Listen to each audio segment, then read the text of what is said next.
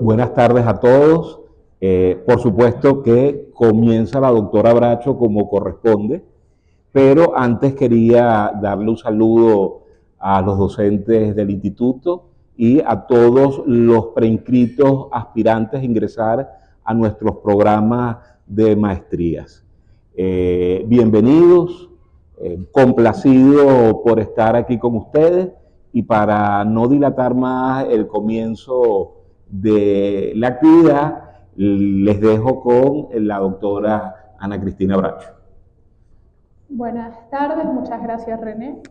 Creo que no me voy a dejar, así que intentaré que interactuemos un poco porque esto de una ponencia conjunta sobre un solo punto, a veces creo que interactuando es mejor. Como sabrán, el tema que nos ocupa hoy es el documento rector.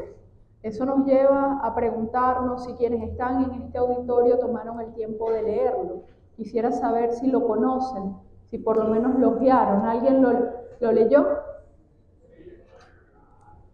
Ok, tenemos algo así como la mitad de las personas que lo leyeron y ya vamos a empezar entonces a conocerlo.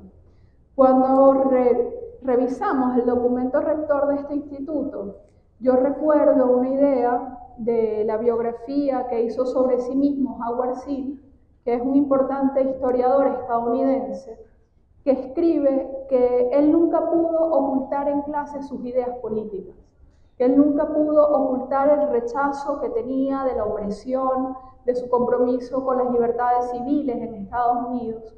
Y en cierto punto el documento rector hace ese mismo ejercicio, porque es un ejercicio de claridad meridiana de cuál es el espíritu del instituto y de algo que muchas veces no tenemos en cuenta, y es el para qué vamos a estudiar esto.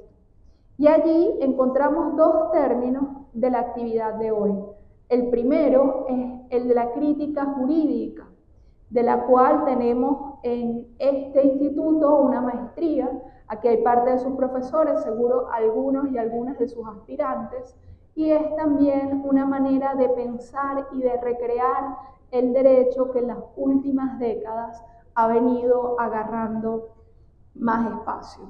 De ese punto en particular, de la crítica jurídica, se va a referir principalmente René. No sé si lo quieres hacer ahora o te dejo tranquilo. No, adelante. Lo dejo tranquilo.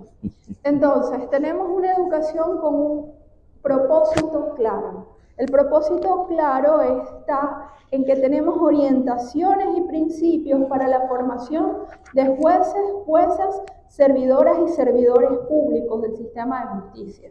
En la mayoría, quienes estamos acá, de alguna manera u otra, formamos parte de ese gran cúmulo de personas que tienen una responsabilidad constitucional fundamental. Porque un detalle que no está dentro del documento rector, pero que tenemos que traer a colación, es la importancia de la revolución del sistema judicial desde 1999.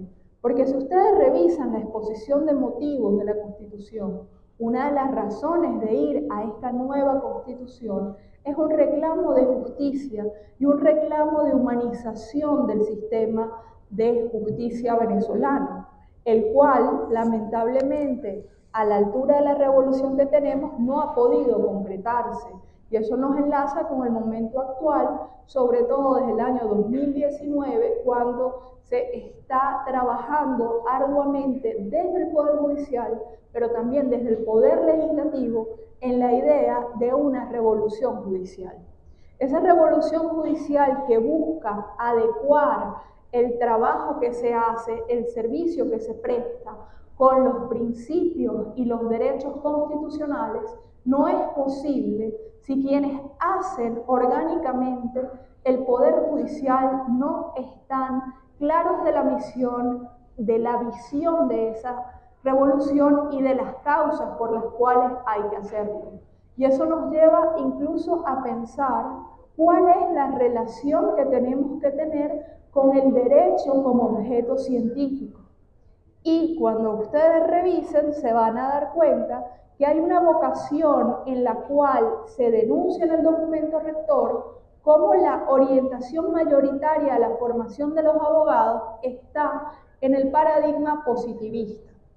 El paradigma positivista, que incluso creo que muchas veces no supera ni siquiera la exégesis en los salones de clase, nos va a dar una manera de entender el derecho sin entrar a cuestionarnos, por ejemplo, por qué el derecho es así, o qué otras maneras podrían tener, o por qué esas maneras permiten y favorecen que un sistema se preserve, y cómo muchas veces ese sistema ni siquiera es cónsono con el establecimiento de los derechos que nosotros aspiramos se haga mayoritario.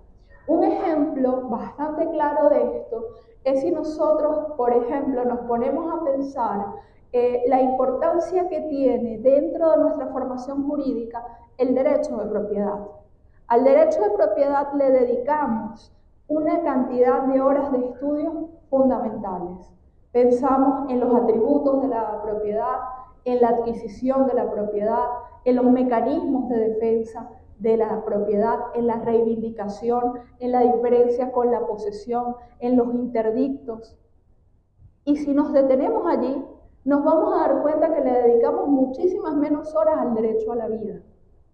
Y si vamos incluso más adentro, parece que nunca advertimos que ese derecho no es universal, porque nuestras sociedades no están compuestas, ni siquiera mayoritariamente, con propietarios de verdaderos bienes de fortuna. Eso nos va a permitir darnos cuenta que detrás de la formación jurídica que nosotros recibimos hay un fuerte ideal, un ideario político, hay una época. ¿Cuál es la época? La modernidad. ¿Y cuál es la modernidad? La trampa del liberalismo. Ese derecho que dice que el sujeto tiene derechos, pero no nos dice que no todos somos sujetos en esa construcción. Ese derecho que fue inmune a la esclavitud, que fue inmune a la discriminación por motivo de raza, por motivo de género, y que seguimos reproduciendo hasta el punto de que ustedes me corregirán, pero en la mayor parte de las escuelas de derecho de Venezuela, incluso parece que la Constitución del 99 nunca se adoptó, porque salvo en constitucional se siguen estudiando contextos preconstitucionales, derecho penal, derecho de familia, derecho procesal, como si esas normas, por ser técnicas, no tuvieran dentro de ellas una apuesta ideológica. Y ustedes han entrado entonces a este instituto, que este instituto lo recibe y le dice, léanse estas 83 páginas. No es fácil, ¿no? A veces en una noche es bastante complicado. Y esas 83 páginas nos dicen, yo sí te voy a decir cómo entiendo yo el derecho. Es decir, que ya lo primero que empezamos a sentir es que la situación pues no viene con lo mismo. Que el derecho entonces tiene un discurso ideológico que parece neutro.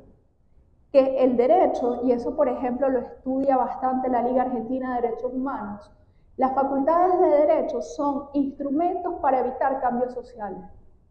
Son los estudiantes de humanidades, los de sociología, los de economía, hasta los de medicina, los que se suelen involucrar en los procesos revolucionarios.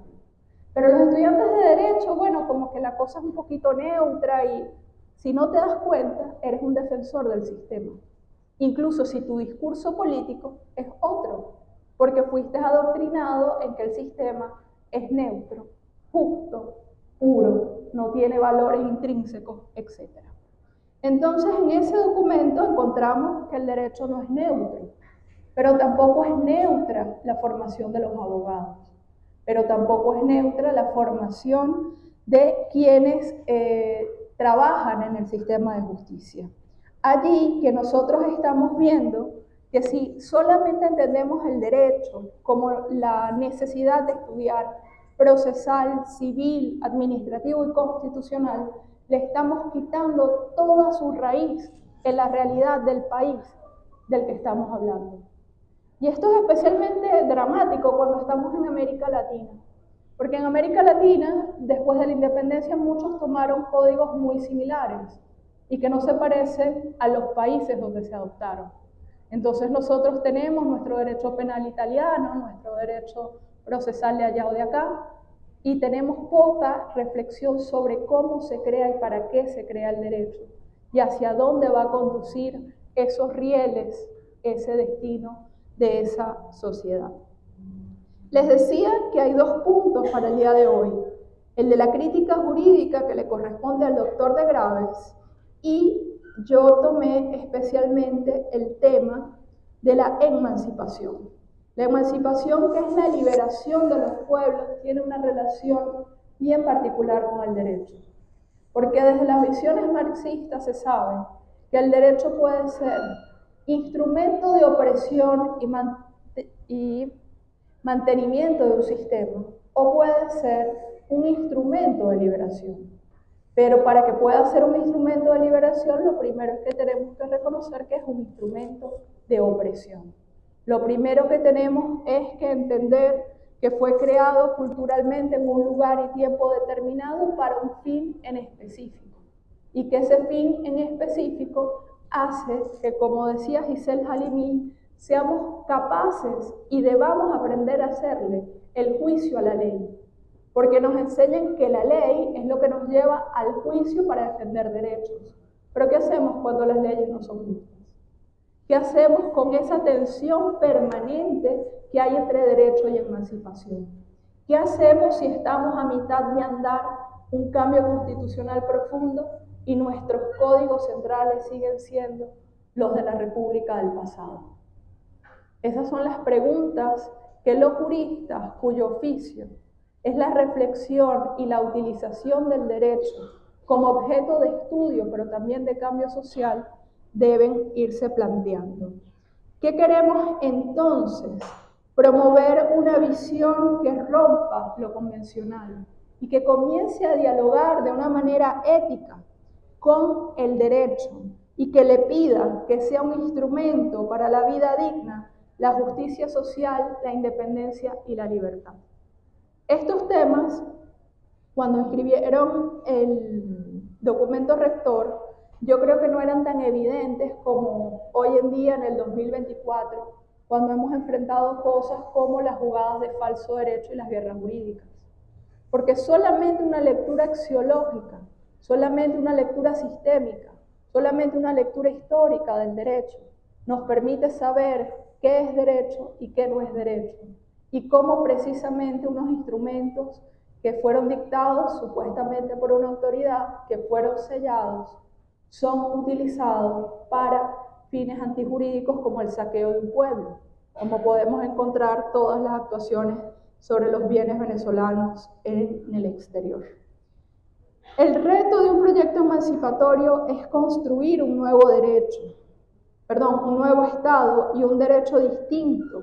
Exige revertir la lógica política tradicional. Nosotros allí entramos a preguntarnos cómo hacemos ese nuevo Estado. ¿Qué significa que nosotros no las pasemos repitiendo que la Constitución nos plantea refundar la República? ¿Cómo se refunda una República? ¿Cuáles son los cambios constitucionales y legales que necesita ese proceso político? ¿Cómo se argumenta en el derecho? ¿Cómo las falacias ocupan titulares y realidades en permanencia? Esos son enfoques que tenemos acá. El éxito de las luchas emancipatorias se mide por su capacidad para constituir una nueva relación política entre experiencias y expectativas, una relación capaz de estabilizar las expectativas a un nivel nuevo, más exigente e incluyente. Para expresarlo con otras palabras, el éxito de las luchas emancipatorias reside en su capacidad de transformarse en una nueva forma de regulación, mediante la cual el orden bueno se convierte en el nuevo orden. Estamos leyendo allí a Dos Santos, Boaventura Dos Santos, cuando se plantea en su libro Derecho y Emancipación.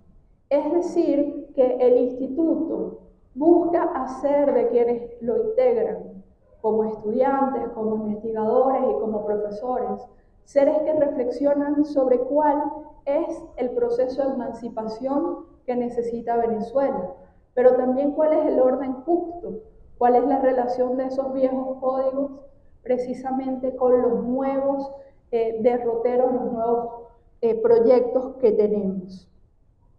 Entonces, decíamos en antes ya que hay que tomar en cuenta de que las emancipaciones se combaten a veces incluso dentro de las aulas de estudios jurídicos, porque nos forman para defender sistemas y para aplicar normas, omitiendo los caracteres y las atribuciones a determinados sectores que hacen las mismas normas. Nos dice el documento rector que lo que nos encuentra en este instituto es la tarea de formar para emancipar. Es decir, para que aquel que estudia derechos humanos sepa distinguir las situaciones del tercer mundo y los derechos humanos, las construcciones que hacen que los derechos civiles que interesan a los propietarios sean derechos que tienen garantías jurisdiccionales y que los derechos económicos, sociales y culturales sigan siendo los pobres derechos o los derechos de los pobres. Porque pongamos un ejemplo concreto. ¿Qué diferencia es defender el derecho de tener una casa cuando uno habla como propietario a que cuando uno reivindica el derecho a la vivienda? Solamente un proceso realmente transformador va a pensar en el derecho a la vivienda. Y en tiempos donde no hay esa reflexión, la casa, que es una necesidad humana fundamental, solamente va a ser accesible para quienes tengan propiedad. Y si ustedes continúan por ese camino, se van a dar cuenta que quien tiene propiedad de medios de producción o de fortuna suficiente, rara vez necesita el resto del catálogo de derechos.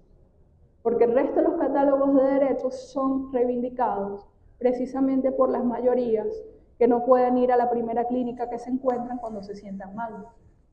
O por quienes requieren que el Estado tenga políticas de educación porque no pueden pagar en estos días lo averiguaba, $10.000 que cuesta un programa de maestría en una universidad como la Católica. Esa es realmente la situación. Entonces eso nos lleva a tener una visión que reconoce incluso el carácter de la lucha de clases en el derecho. ¿Cómo sirve la lucha de clases en el derecho? ¿Cuál es la función de un sujeto que trabaja dentro del Poder Judicial para lograr que la justicia nunca sea un bien dispensable, para que la justicia sea gratuita, sea oportuna, sea oral, sea inmediata, sea la misma la justicia en la capital que la justicia en lo más recóndito del campo? Es allí donde nosotros, desde el documento rector y todo el recorrido, queremos decir formación técnica, claro. Aquí van a ver procesal, van a ver medidas, van a ver jurisprudencia, van a ver teorías de la argumentación y tantas otras cosas de acuerdo a sus programas. Pero también van a ver, por ejemplo, realidad sociopolítica de América Latina. También van a cuestionar las realidades del trabajo. También van a empezar a darse cuenta de que realmente las ideas de que el derecho llegó al final de su construcción, es puro o meramente científico, sirvieron para enfriar movimientos sociales. Porque otra de las cosas que no vemos y que es importante desde el punto de vista del derecho y la emancipación es darnos cuenta que los únicos que paren derechos son los pueblos y los movimientos sociales. Las declaraciones son el reconocimiento posterior de ese parto, pero no es al revés.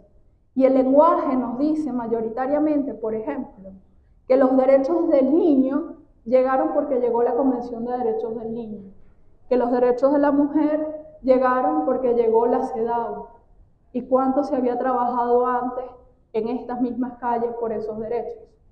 Entonces, esas cláusulas, esas ideas de dónde estamos en el mundo, cómo América Latina no solo recibe derechos, América Latina crea derechos. Derechos que creamos aquí, por ejemplo. El mariscal Sucre creó el derecho internacional humanitario cuando hicieron el armisticio de Trujillo. Lo aplicaron en nuestra guerra de independencia. Pero si ustedes leen los manuales, en su mayoría les van a decir que un benefactor suizo lo inventó casi 100 años después. ¿Y por qué nos interesa que no sea un pueblo en liberación, sino un benefactor suizo, quien lo inventó porque tenía tanto dinero que se preocupaba por los heridos de guerra? Porque es una manera de enfriar la capacidad de los pueblos de plantearse hasta el derecho a la guerra. ¿Por qué estamos hoy sobre 30.000 muertos en Palestina y no hay un proceso jurídico que se active con toda la realidad y toda la aplicación del Tratado de Prohibición del Genocidio y el Estatuto de Roma? ¿Por qué la Convención contra el Genocidio dice que no se reconoce como genocidio nada que haya pasado antes de los años 30? Y eso automáticamente hace que jurídicamente no haya sido genocidio la invasión a América. ¿Por qué después no han habido genocidios sino actos genocidas? Para no utilizar la fuerza de la palabra, como se hizo en Ruanda o en Burundi. Allí de nuevo estamos dándonos cuenta de que el proceso del derecho no es tomar un catálogo de normas y aplicarlas a una realidad. Porque en el proceso de aplicación, incluso de selección de palabras, incluso en el hecho de que ese mismo tratado, el que prohíbe el genocidio, diga que no se pueden cometer genocidios por causa política, que hace que lo ocurrido en Colombia no pueda ser llamado técnicamente genocidio. Se hace para permitir las doctrinas que venían sobre América Latina para controlar los destinos y detener las insurgencias populares contra los órdenes establecidos. Ese proceso que nos lleva a darnos cuenta incluso que el derecho no fue creado, hay un profesor argentino que se burla de eso, que es Eduardo Barcesat, profesor de teoría del derecho en Argentina, que él dice, cuando uno estudia derecho, parece que hay que ser superdotado para hacerlo, ¿no? Que hay que tener una inteligencia descomunal, porque nosotros aquí no podemos crear derecho, porque siempre nos recomiendan tomar el código suizo, ¿no? Entonces, ese proceso de entender que nosotros podemos traducir el hecho cultural, el hecho histórico y el hecho político en derecho, y que la función del operador de justicia en nuestro sistema no se limita a ir de 8 a 4 para declarar inadmisible o para declarar que hubo, por falta de interés, hubo un decaimiento de la acción. Es darnos cuenta de la responsabilidad histórica, política y sobre todo jurídica, donde yo les prometo que lo jurídico les va a empezar a cambiar.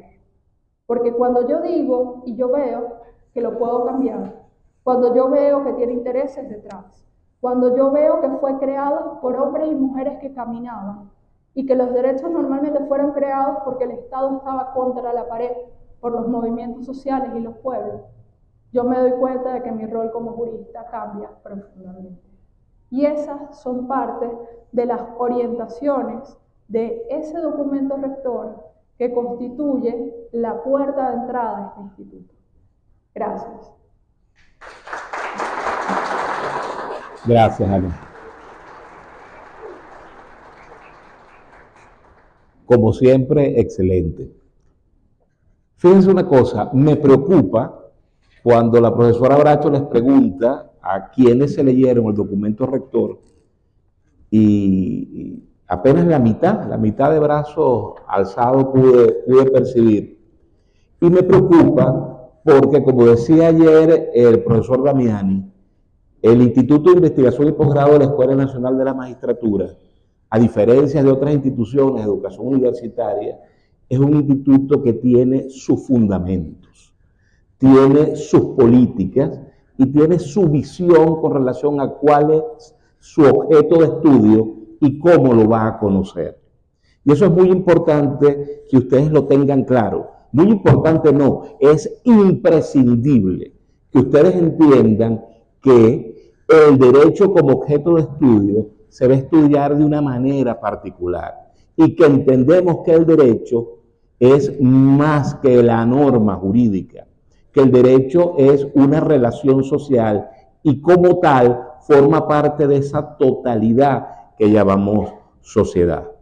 Entonces es importante que, por favor, apenas estamos comenzando estas jornadas, es importante que se apoderen de este documento, que lo lean y lo entiendan para que sepan ¿De qué se trata, ¿no? Participar en los programas de formación que el instituto ofrece. Bueno, ya terminado el regaño, yo le quería hablar de algunas cosas, por supuesto, recalcar algunos aspectos que tocó la profesora Bracho y explicarles un poco que conversemos con relación a lo que es el eje transversal de todos los programas, tanto de especialización como de maestría, que se cursan en el Instituto de Investigación y Posgrado de la Escuela Nacional de la Magistratura, y es lo que se puede denominar como las perspectivas críticas del derecho. Algunos lo llaman los llaman crítica jurídica, teoría jurídica crítica, pero hay tanta diversidad que en lo personal yo prefiero hablar de perspectivas críticas del derecho, porque allí podemos englobar desde la crítica jurídica marxista, no solo los planteamientos del propio Marx, sino los desarrollados por los juristas soviéticos, Pachucani, Stuka y todos los neomarxistas de Gramsci en adelante, pero de eso no vamos a hablar, eso lo van a ver en clases aquellos preinscritos que se han seleccionado para cursar los programas. A ver, definido que el derecho como objeto de estudio abarca más allá de lo meramente normativo y que involucra otras dimensiones de la realidad social con la que la norma se articula, y entender que el derecho tiene una función de legitimación de relaciones de poder, porque haciendo un análisis materialista dialéctico en las formaciones económico y sociales, el derecho no forma parte de las relaciones materiales de producción, sino que forma parte de la superestructura política e ideológica. Y allí tiene una función. Y esa función es la de legitimar a través de dos mecanismos. Uno es, por supuesto, la coacción, porque el derecho también tiene mecanismos de coacción, tiene mecanismos que permiten el ejercicio de la fuerza a los fines de obligar a los sujetos a cumplir con lo que establece la norma, pero además el derecho, en su función ideológica, crea un consenso, porque legitima al Estado y a la vez el Estado es el que le da la fuerza y el prestigio al derecho. Y esta función tiende a enmascarar la cruda realidad de las relaciones de poder. Desde la crítica jurídica pretendemos desenmascarar esta situación, esta función legitimadora de la dominación que tiene el derecho en el modo de producción capitalista. ¿De qué se trata esto? Un poco para aterrizar. Por ejemplo, ¿ustedes creen que en una relación entre el patrono y el trabajador, la institución jurídica llamada salario, que enmascara una relación de explotación? Las instituciones referidas al régimen patrimonial dentro del matrimonio, ¿qué enmascaran? Enmascaran una relación de opresión del género masculino con relación al género femenino, que es un constructo social. Es decir, todas estas regulaciones, a los juristas en nuestra formación dogmática positivista, se nos enseñó a que cualquier cuestionamiento con relación a cuáles son los intereses que la norma sirve, por qué esa relación social se regula de esa manera y no de otra manera, eran elementos metajurídicos y por lo tanto ajenos al objeto de estudio del derecho. La ruptura epistemológica que plantea el instituto es incorporar al ámbito de lo jurídico estas otras dimensiones que han sido silenciadas por el paradigma dogmático positivista. Ahora, hay unos presupuestos que comparten todas las corrientes de la crítica jurídica, tanto la crítica jurídica marxista, los estudios desarrollados por la Asociación de Crítica Jurídica en Francia, aquello que desarrolló ese importante movimiento que vino desde los propios jueces en Italia, que se llamó la Judicatura Democrática con relación al uso alternativo del derecho, los estudios de crítica jurídica latinoamericana, los llevados a cabo por esa revista tan importante que es la revista Crítica Jurídica, dirigida por el profesor Correa, ya fallecido, o el propio Boaventura, desde Brasil, Boaventura de Sousa Santos, citado por la profesora Bracho. A ver, se me escapan muchísimos teóricos que han trabajado los aspectos de la crítica jurídica. Hay unos presupuestos que son importantes tener claro para entender cómo el instituto trabaja y cómo el instituto conoce su objeto de estudio. Y el primero de ellos es, por supuesto, que el derecho es un producto histórico. No existe un derecho universal, como lo comentaba la profesora Bracho. Pretender ese universalismo y que el derecho no es un producto que se corresponde a otras dimensiones que tienen que ver con lo material, que tienen que ver con lo económico, es enmascarar la función que el derecho tiene en la sociedad como mecanismo de legitimación de relaciones de dominación. Entender también, por ejemplo, que el derecho no es un universal antropológico, que el tema de la dignidad, por ejemplo, como fundamento de los derechos humanos, y pretender que sobre la base de eso el derecho tenga pretensiones universales, es desconocer que el verdadero fundamento del derecho no es más que el de construir condiciones materiales que permitan la producción y la reproducción de la vida humana. Para eso es que sirve el derecho. Pero sin embargo también se nos oculta estas realidades, ¿no? Que el fenómeno jurídico es una realidad muy amplia, que no se limita netamente a lo normativo, que lo normativo es apenas el aspecto visible de todo lo que enmascara el derecho. Que el derecho es una relación social que se articula con el ejercicio del poder. Porque el poder, en definitiva, también es una relación social. El derecho no es una cosa que se pueda tener.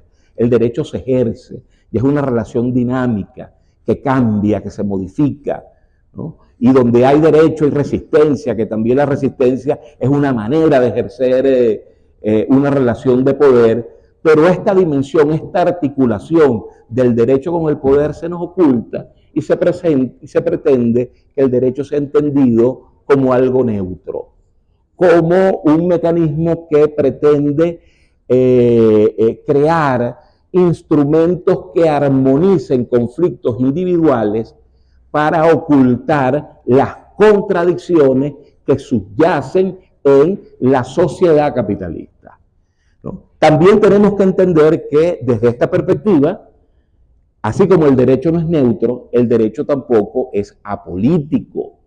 Toda norma, todo sistema jurídico es funcional a una ideología política determinada, solo que se oculta, se enmascara. La función de los críticos del derecho es develar esta realidad. Como mencionaba la profesora Bracho, o sea, ¿por qué se estudia tanto el derecho de propiedad? Pero sobre todo el derecho de propiedad del Código Civil, que es la expresión del derecho de propiedad del Estado liberal burgués. Cuando el derecho de propiedad reconocido en las constituciones de orientación social es que el derecho de propiedad lo configura la función social que el objeto de dominio pueda tener.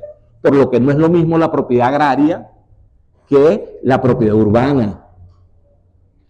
¿Por qué? Porque la propiedad agraria, en razón de su función social, el propietario está sujeto a una serie de cargas y obligaciones, pero eso se nos enmascara. No se nos dice que la propiedad privada tuvo su origen en un acto de violencia. Eso se nos pretende enmascarar y pretender que el derecho es neutro y apolítico. Otra cosa es que, por supuesto, a partir sobre todo de Gramsci, se ha entendido de que no hay un determinismo estricto entre la base material y la superestructura ideológica y política.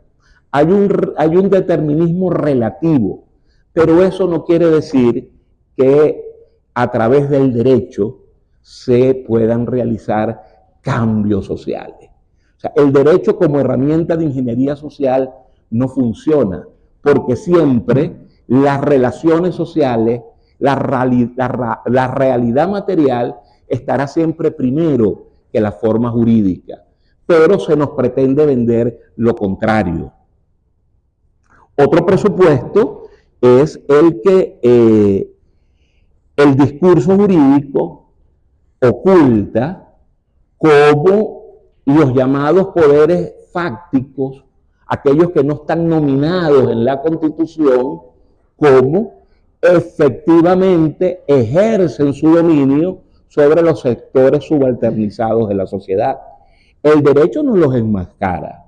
Cuando hablamos, por ejemplo, en el ejemplo que les coloqué con relación al salario, allí nadie habla, ni en la ley del trabajo, ni en la Constitución, se nos refiere a que existe una relación de explotación en la cual el patrono, como propietario de los medios de producción, se apropia de esa plusvalía que es el excedente producido por el trabajador, que no es remunerado como el salario. Se nos habla del patrono como aquel que crea empleo, ¿no? Y la verdad es que no existen empresas sin trabajadores, porque lo único que genera valor es el trabajo. No obstante, se nos pretende el derecho, ¿no? Nos hace ver de que el hecho productivo es una confluencia neutral entre el capital y el trabajo, y que el salario no es más que una justa remuneración que recibe el trabajador, con lo que enmascara lo que es una relación de explotación. La crítica jurídica, por supuesto, cuando tratamos de desmitificar esta construcción ideológica que es el derecho como norma, para poder desmantelar este discurso, porque el derecho es un discurso. El derecho es un discurso y es un metadiscurso.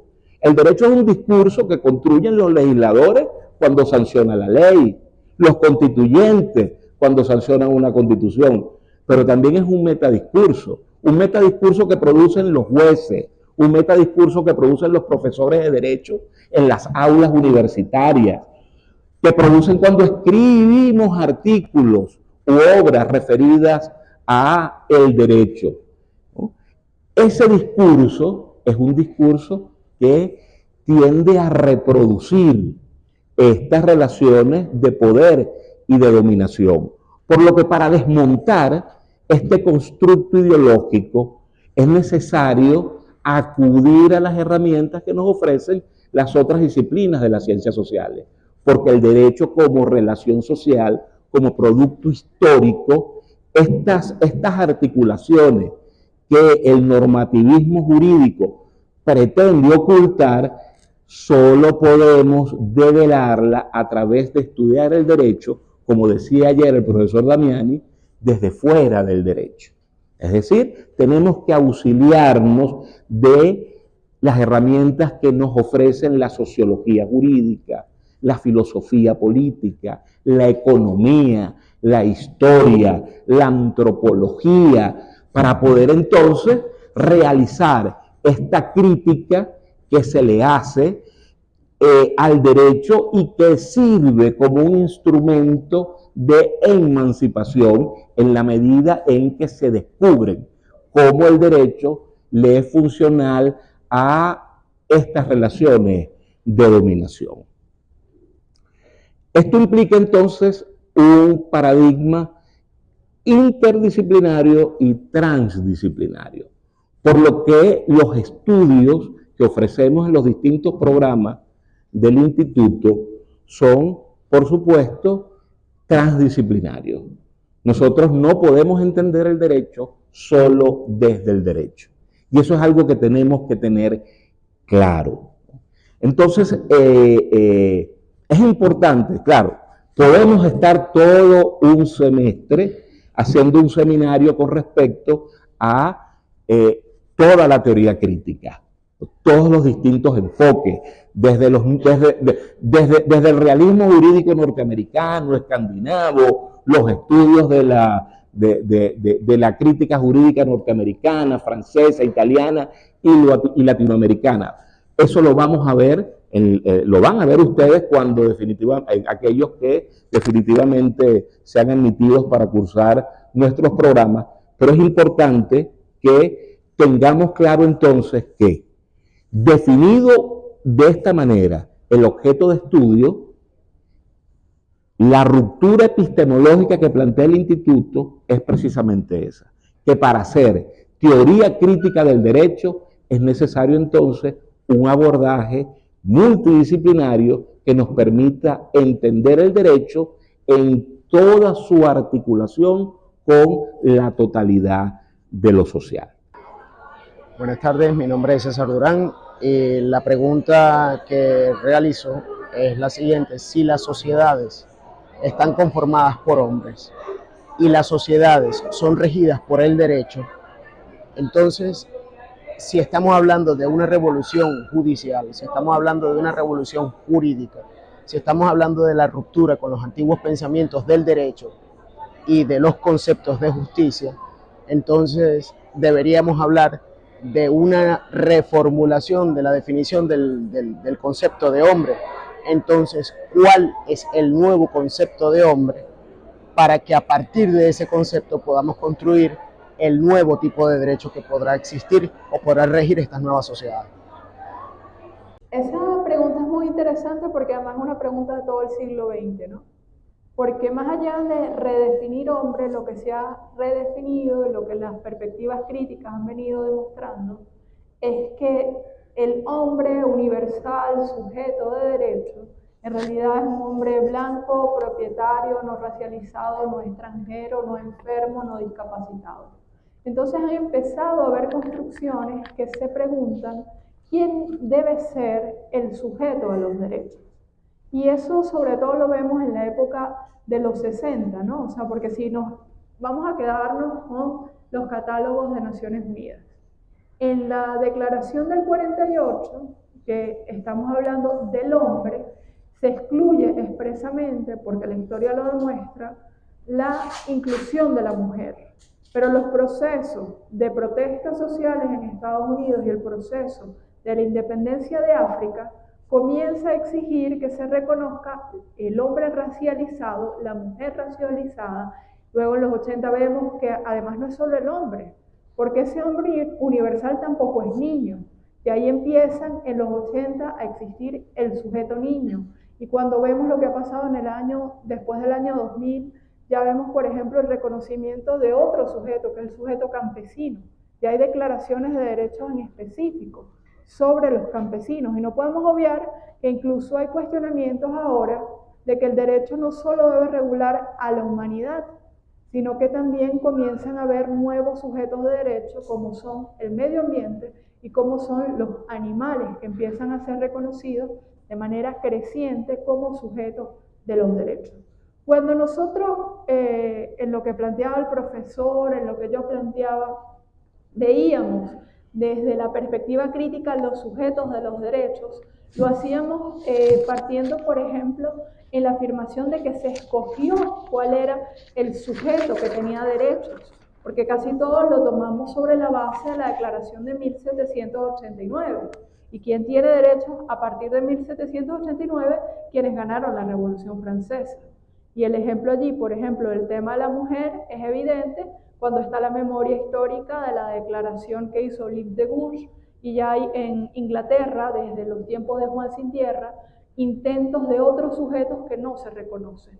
Pero fíjate que ese tema es tan interesante que incluso nuestra noción de derecho está colonizada. Y se llama antropología jurídica a las que reconocen que, por ejemplo, las declaraciones de derechos nacieron en África. Algunos dicen que hay algunas que son etíopes, otros dicen que son senegalesas, las primeras, pero para nosotros eso no es derecho. Quizás es un protoderecho, como no lo son los derechos de los pueblos indígenas, que tienen menos rollos y menos instituciones que nosotros y viven aparentemente mejor, porque hay una visión colonial que nos dijo, derecho es lo que vino con la Biblia cuando se estableció la colonia. Entonces, la reconstrucción de los sujetos es sumamente interesante, porque además, como decía el profe René, la doctrina de derechos humanos está relacionada, por ejemplo, con el concepto de dignidad. Pero el concepto de dignidad, yo en algún punto estuve leyendo unas cosas que me marcaron mucho, porque fíjense algo. La dignidad es lo que hace que toda persona nacida de un humano con forma humana sea titular de derechos humanos. Y esa titularidad te acompaña incluso después de la muerte. Por eso ni siquiera un cadáver es una cosa. Por eso no puede haber un comercio de órganos. Por eso no puede haber un comercio de cadáveres. Pero si tú te pones a revisar, Francia, Alemania e Inglaterra dicen que hay una excepción. Las momias que tienen en los museos. Porque Tutankamón no fue humano.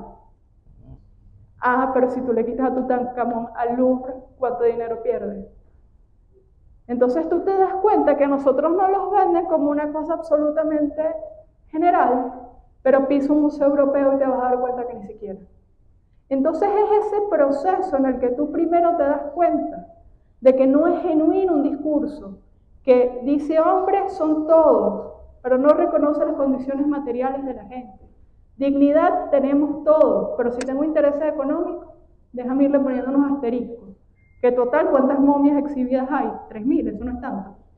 Entonces, allí nos vamos a dar cuenta de que el derecho, como decía el profe, es histórico, es cultural, es variable, es evolutivo y además es el reflejo de quién tiene el poder en un momento histórico determinado.